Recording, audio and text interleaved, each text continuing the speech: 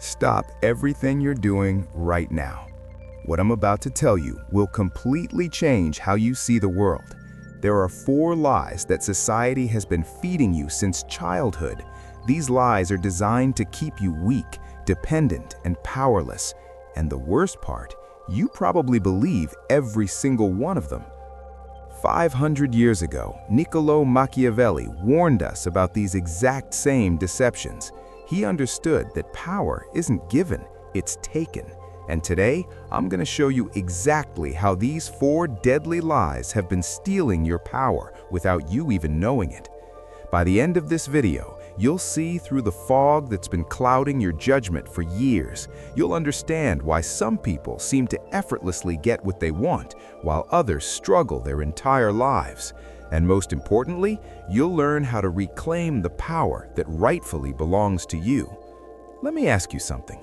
Have you ever wondered why some people seem to have all the luck? They get the promotions, they attract the right opportunities, they command respect wherever they go. Meanwhile, you're following all the right advice, being a good person, waiting your turn, and yet nothing happens. It's not about luck. It's not about being born into the right family or having the right connections. It's about understanding the game that everyone else is playing while you're sitting on the sidelines. Machiavelli wrote The Prince in 1513, and it remains one of the most controversial books ever written. Why? Because it exposed the uncomfortable truths about power, influence, and human nature that society prefers to keep hidden.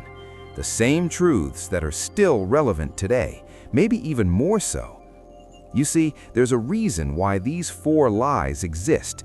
They serve a very specific purpose: to keep you in your place, to make you compliant, passive, and easy to control. When you believe these lies, you give away your power to others who understand the real rules of the game. But here's the thing. Once you see these lies for what they really are, you can never unsee them. Your entire worldview will shift. You'll start noticing patterns you never saw before. You'll understand why certain strategies work, while others fail miserably. This isn't about becoming manipulative or cruel. This is about understanding reality as it actually is, not as we wish it would be. This is about taking back control of your life and stopping the self-sabotage that's been holding you back. Are you ready to have your eyes opened? Are you prepared to challenge everything you've been taught? Then let's dive into the first deadly lie. Now, I want you to drop this affirmation in the comments. I choose to see the truth and reclaim my power. The first lie that's been poisoning your mind is this: good things come to those who wait. This might be the most dangerous lie of all, because it sounds so reasonable, so noble, so right. But let me tell you what this lie really means. Sit down, shut up, and let other people take what should be yours. Think about it for a second. While you're waiting for the right time, what's happening? Someone else is taking action. While you're being patient, someone else is making moves. While you're trusting the process, someone else is creating their own process and winning. I've seen this play out countless times. The person who deserves the promotion but waits to be noticed gets passed over by someone who actively campaigns for it. The entrepreneur with the great idea who waits for perfect conditions watches someone else launch a similar product and dominate the market. The person who waits for their soulmate to magically appear stays single, while others actively put themselves out there and find love. This lie has convinced millions of people that taking action is somehow wrong or desperate, that good things should just fall into your lap if you're patient enough. But what really happens when you wait? Nothing. Absolutely nothing. Machiavelli once said, "Since love and fear can hardly exist together, if we must choose between them, it is far safer to be feared than loved." What he meant wasn't that you should be cruel or mean. He meant that waiting for people to love you, appreciate you, or hand you opportunities is a losing strategy. Respect comes from action, not from waiting quietly in the corner. Let me give you a real example. 2 people apply for the same job. Person A has better qualifications on paper and submits their application, then waits. Person B has decent qualifications but immediately follows up, networks with people in the company, sends additional materials, and demonstrates their value through action. Who do you think gets the job? Person B wins because they understand something person A doesn't. Opportunity doesn't wait for you. You create it. The waiting game is a trap. It's designed to keep you passive while others take action. It makes you feel virtuous about your inaction by calling it patience or good things come to those who wait. Good things come to those who take them. Good things come to those who create value and demand recognition. Good things come to those who understand that time is your most valuable resource, and wasting it waiting is the greatest tragedy of all. The most successful people throughout history understood this principle. They didn't wait for permission to start their businesses. They didn't wait for the perfect moment to ask for what they wanted. They didn't wait for someone else to create opportunities for them. They took action despite uncertainty, despite fear, despite not having all the answers. While you're waiting for the stars to align, someone else is making things happen with 70% of the information and 100% of the commitment. While you're preparing to get ready to start thinking about maybe taking action someday, someone else is already failing, learning, adjusting, and succeeding. The world doesn't owe you anything just because you've been patient. The universe doesn't keep track of how long you've been waiting and reward you accordingly. Success goes to those who are willing to be uncomfortable, to risk rejection, to face uncertainty head-on. Every moment you spend waiting is a moment someone else is using to get ahead of you. Every day you tell yourself, "Tomorrow I'll start," is another day your competition is building their advantage. Every time you choose comfort over action, you're choosing mediocrity over excellence. So, what should you do instead? Start moving. Take imperfect action over perfect inaction. Stop waiting for permission and start asking for forgiveness. Stop hoping someone will notice your hard work and start making sure they can't ignore it. Create a bias toward action in everything you do.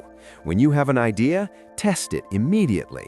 When you see an opportunity, pursue it aggressively. When you want something, ask for it directly. The worst thing that can happen is someone says no, and that's infinitely better than never knowing what could have been.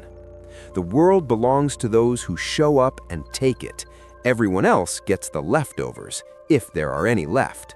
I want you to drop this affirmation in the comments. I take action now and create my own opportunities. The second lie that's been weakening your position is this: everyone deserves respect. Now, before you get upset and think I'm promoting being rude or mean to people, let me explain what this lie really does to you. It makes you give away your most valuable social currency, your respect, to people who haven't earned it. And when you do that, you devalue yourself in the process. Respect isn't a participation trophy.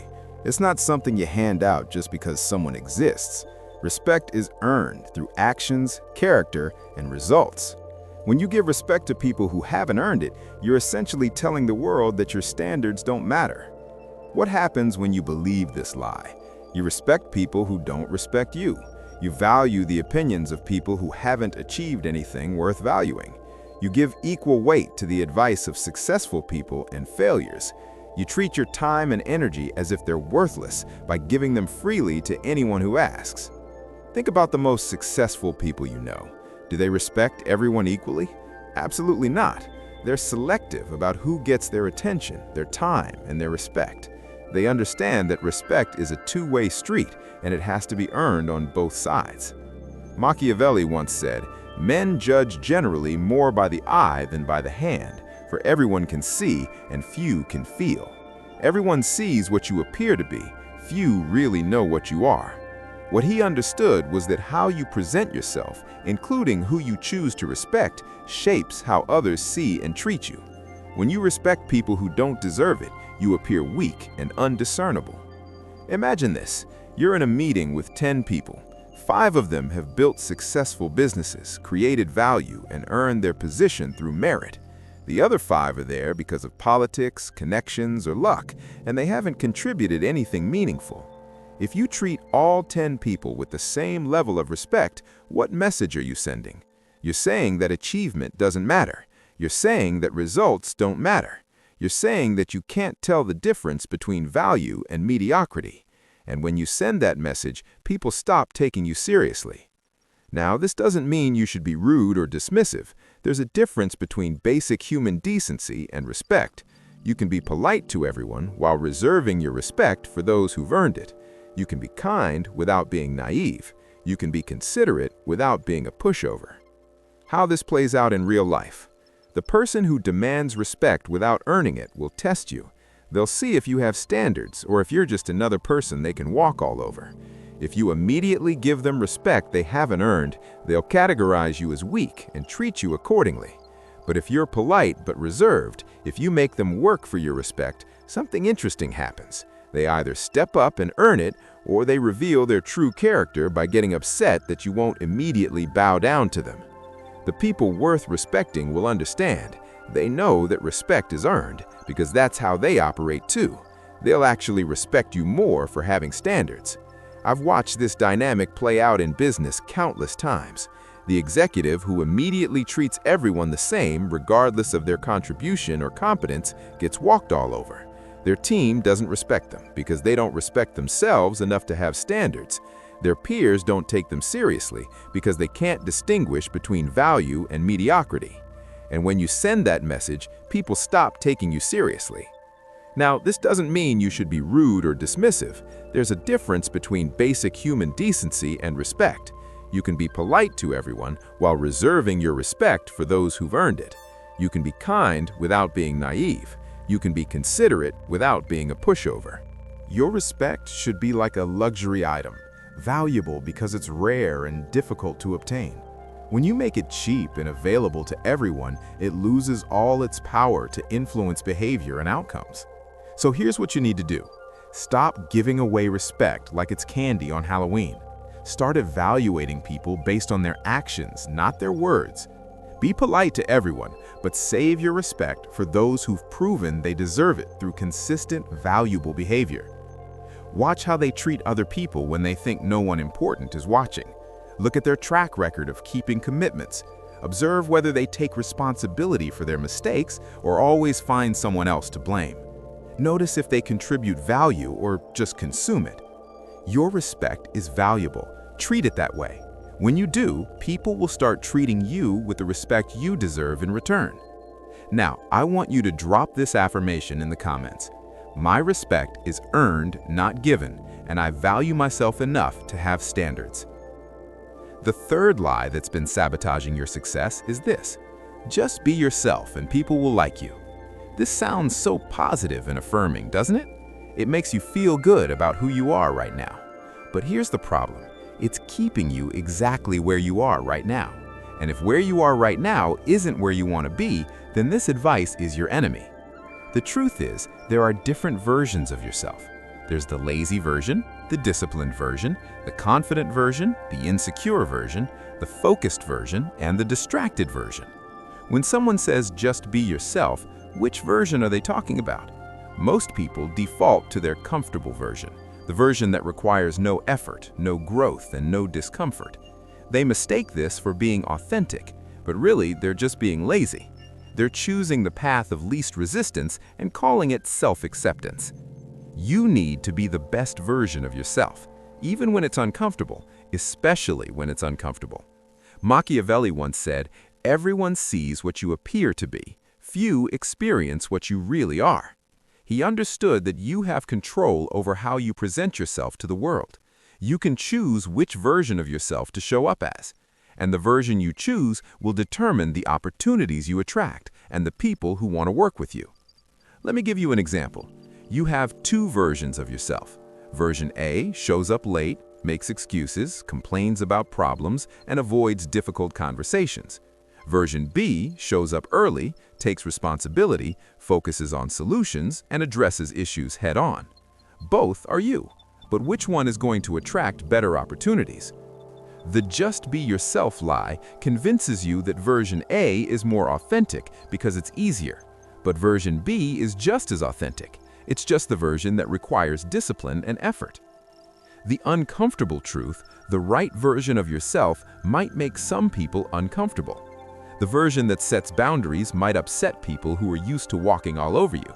The version that speaks up might annoy people who prefer you to stay quiet. The version that demands excellence might intimidate people who are comfortable with mediocrity. And you know what? That's exactly who you need to be. When you become the best version of yourself, you naturally repel people who aren't aligned with your values and attract people who are. This isn't a bad thing, it's the whole point. You don't want to attract everyone. You want to attract the right people. Think about the people you most admire. Are they just being themselves in the sense of choosing comfort over growth? Or are they constantly pushing themselves to be better, even when it's difficult? The most successful people are masters of self-discipline. They've identified the version of themselves that gets results, and they show up as that person every single day, whether they feel like it or not. I've seen this play out in every industry. The salesperson who just is themselves, showing up however they feel, saying whatever comes to mind, dressing however is comfortable, struggles to build credibility with high-value clients. But the salesperson who shows up as the professional, prepared, solution-focused version of themselves consistently closes bigger deals. The entrepreneur who just is themselves, working when they feel inspired, avoiding difficult decisions, staying in their comfort zone, watches their business stagnate. But the entrepreneur who shows up as the decisive, strategic, growth-oriented version of themselves builds companies that matter. This doesn't mean being fake or putting on an act. It means choosing to embody your highest potential instead of defaulting to your most comfortable patterns. Your comfortable version of yourself got you to where you are today. If you're satisfied with where that is, then keep being that version. But if you want something different, you need to become someone different. The version of yourself that procrastinates won't build the business you dream about. The version that avoids confrontation won't get the respect you deserve. The version that seeks everyone's approval won't make the hard decisions that create success. But there's another version of you, the one that takes action despite fear, sets boundaries despite pushback, and makes decisions based on results rather than popularity. That version might make some people uncomfortable. Good, that means it's working. Drop this affirmation in the comments. I choose to be the best version of myself, even when it's uncomfortable. The fourth and final lie that's been stealing your power is this: everything happens for a reason. This might sound comforting, but it's actually the ultimate victim mentality disguised as wisdom. This lie convinces you that you're not in control of your life, that some external force is pulling the strings, and all you can do is accept whatever happens to you. But the truth is, things don't happen for a reason. Things happen because of the decisions you make and the actions you take. When you believe that everything happens for a reason, you give up your power to influence your own outcomes. This lie is particularly dangerous because it feels spiritual and profound. It makes you feel better about bad situations by telling you they're part of some grand plan. But while you're sitting there waiting to discover the reason behind your problems, someone else is taking responsibility and creating solutions. Let me break this down for you. When something bad happens, you have two choices. You can look for the mystical reason why it happened, or you can look for the practical actions you can take to improve the situation. One keeps you passive and powerless. The other puts you back in control. Machiavelli once said, "I'm not interested in preserving the status quo. I want to overthrow it." He understood that accepting things as they are, believing they're happening for a reason, is the enemy of progress. Real power comes from taking responsibility and changing what you don't like. How this lie shows up in real life. Someone loses their job and says, everything happens for a reason. Maybe this is a sign that I should try something different. Meanwhile, they spend months waiting for clarity instead of immediately updating their resume and networking for new opportunities. Another person gets rejected and says, it wasn't meant to be. Everything happens for a reason. Instead of analyzing what went wrong and improving their approach, they just accept the rejection as destiny. Someone's business fails and they say, everything happens for a reason. Maybe I wasn't cut out for this. Instead of studying what went wrong, learning from mistakes, and trying again with better knowledge, they give up entirely. This lie turns you into a passive observer of your own life. You start believing that your success or failure is determined by forces outside your control. You stop taking responsibility for your results because, hey, everything happens for a reason, right? But successful people think differently. When something goes wrong, they don't look for cosmic reasons, they look for causation. They ask, what actions led to this result? What can I do differently next time? How can I prevent this from happening again? What can I learn from this situation? They understand that most bad luck is actually the result of poor preparation, bad decisions, or lack of action. And most good luck is the result of good preparation, smart decisions, and consistent action. Yes, some things are truly random. Natural disasters, accidents, other people's decisions. These things are outside your direct control. But even then, you have control over how you respond. You can choose to be a victim of circumstances, or you can choose to be someone who overcomes circumstances. I've watched this mentality destroy more potential than any other limiting belief. People use it to justify giving up, staying stuck, and avoiding the hard work of change. They convince themselves that their current situation is meant to be, rather than taking the actions necessary to improve it. The everything happens for a reason mentality is particularly insidious in relationships. Someone stays in a toxic relationship because everything happens for a reason. Maybe I'm supposed to learn something. Instead of setting boundaries or leaving, they endure mistreatment while waiting for the mystical lesson to reveal itself. In business, people use this lie to justify failure. The business didn't work out because everything happens for a reason. Maybe I wasn't supposed to be an entrepreneur. Instead of analyzing their mistakes, adjusting their strategy, and trying again with better knowledge, they give up entirely. The truth is, most successful people have failed multiple times. The difference is they don't interpret failure as cosmic intervention. They see it as feedback. They learn from it and use that knowledge to succeed the next time. Stop looking for mystical reasons why your life isn't working. Start looking for practical actions you can take to make it work better. Stop waiting for fate to hand you what you want. Start creating the conditions that make success inevitable. Your life isn't a movie where everything works out according to some predetermined script. Your life is what you make it through the choices you make and the actions you take every single day. Take control of your narrative. Stop being a character in someone else's story and start being the author of your own. Stop waiting for external validation or cosmic permission to take charge of your life. The most empowering realization you can have is that you are responsible for your outcomes. Not fate, not the universe, not some grand plan.